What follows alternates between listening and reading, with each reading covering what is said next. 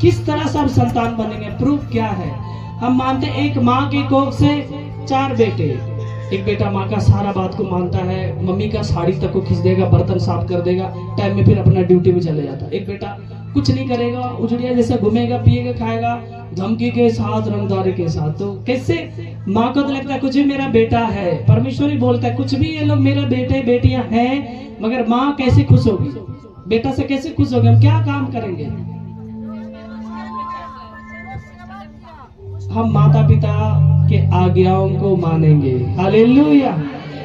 उसी तरह परमेश्वर ने हमारे लिए जो आज्ञा ठहराया है, एक ईश्वर को मानना, माता पिता सास ससुर का सेवा करना, चोरी नहीं करना, झूठी गवाही नहीं देना, प्रार्थना करना, दुआ करना, लोगों को अच्छी अच्छी बातें बताना, कलीसिया में लाना, समझाना, नशा नहीं करना, नहीं कराना, उनके साथ उठना बैठना नहीं।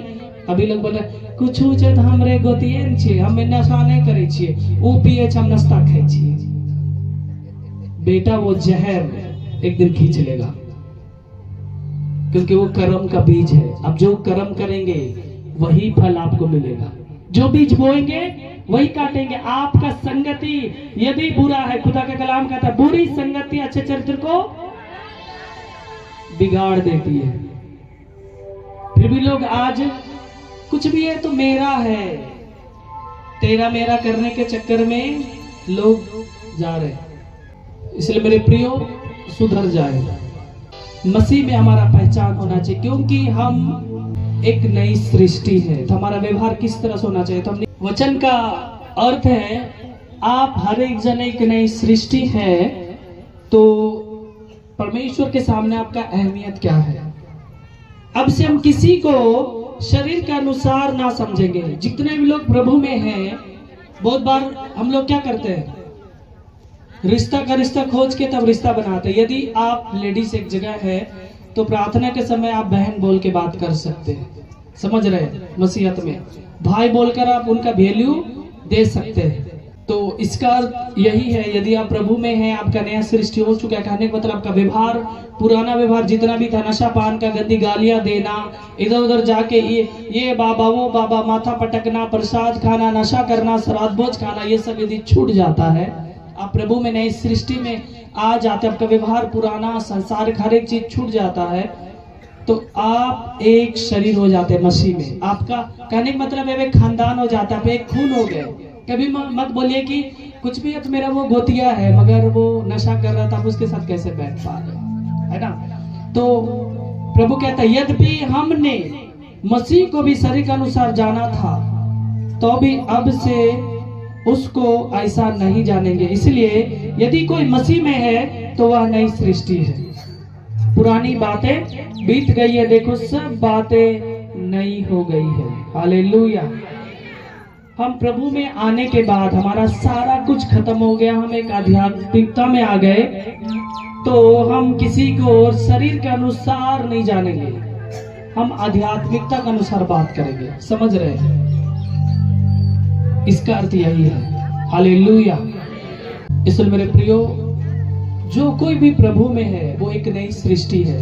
यदि आप बपतिस्मा ले चुके या नहीं भी लिए, लेने वाले हैं, तो आपका व्यवहार पुराना खत्म हो जाना चाहिए, मसीहत में आना चाहिए। जैसे खैनी बीड़ी खा रहे, बपतिस्मा ले लिए, दारू पी रहे, नशा कर रहे, प्रभु भोज के लिए आए, पश्चाताप कर रहे, घुटने टेक कर दिखावा, फिर वही हाल है। या पति पत्नी में पटरी नहीं खाता, अब कैसे चढ़ जा रहे हैं। और दूसरा हम देखते हैं परमेश्वर हमें हर एक जन को अधिकार दिया है कि आप परमेश्वर की संतान हैं, तो हम किस तरह से उनके बेटे और बेटियां कहलाने योग्य हैं। सो आइए हम लोग सुनेंगे परमेश्वर के वचन को, रोमियो के पत्री 8 अध्याय के 14 से 17।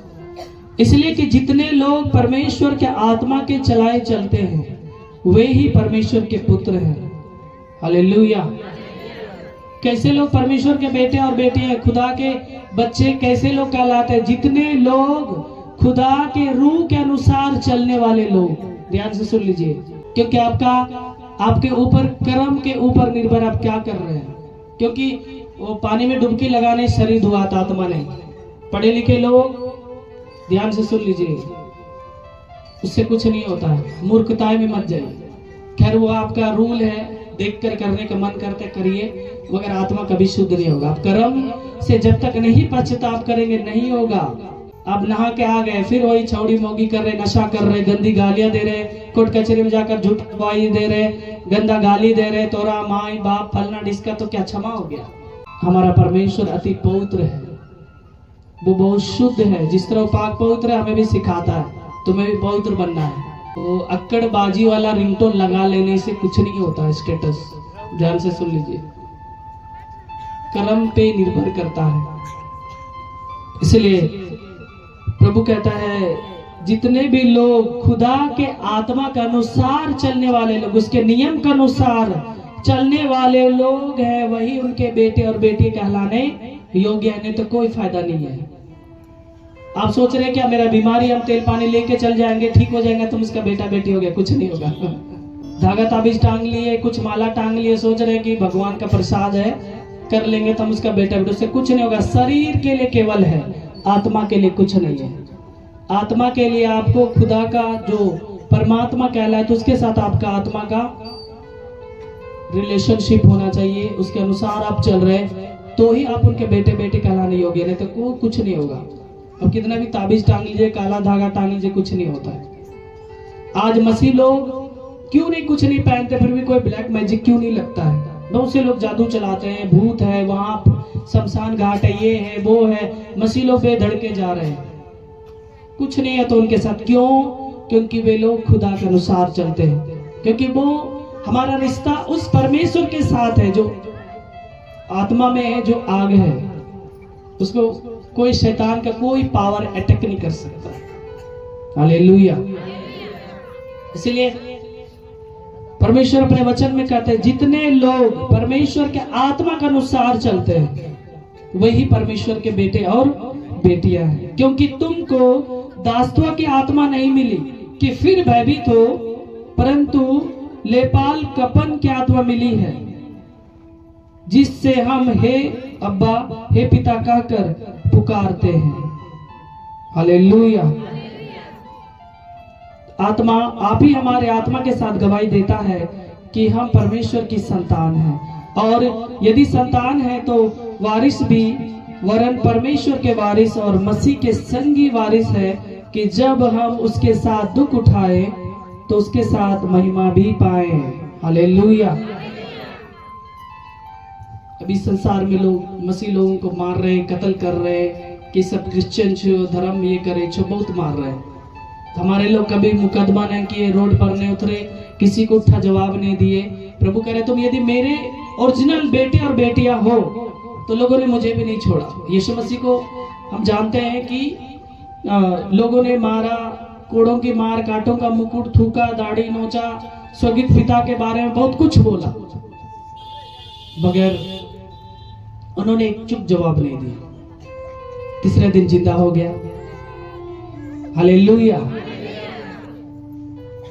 लोगों को शैतान जो षड्यंत्र रचा था, कुछ धार्मिक नेताओं के द्वारा, बड़े बड़े चोंगे दाढ़ी वालों के द्वारा, उनको बड़ा बेइज्जती फील हुआ। जिसको हम लोगों ने ऐसा मारा, ये किया, तो तीसरा दिन जीवित हो गया। जरूर ये परमेश्वर का पुत्र था होगा, या बड़े नबी था होगा, लोग बोलते हैं। हालेलुया।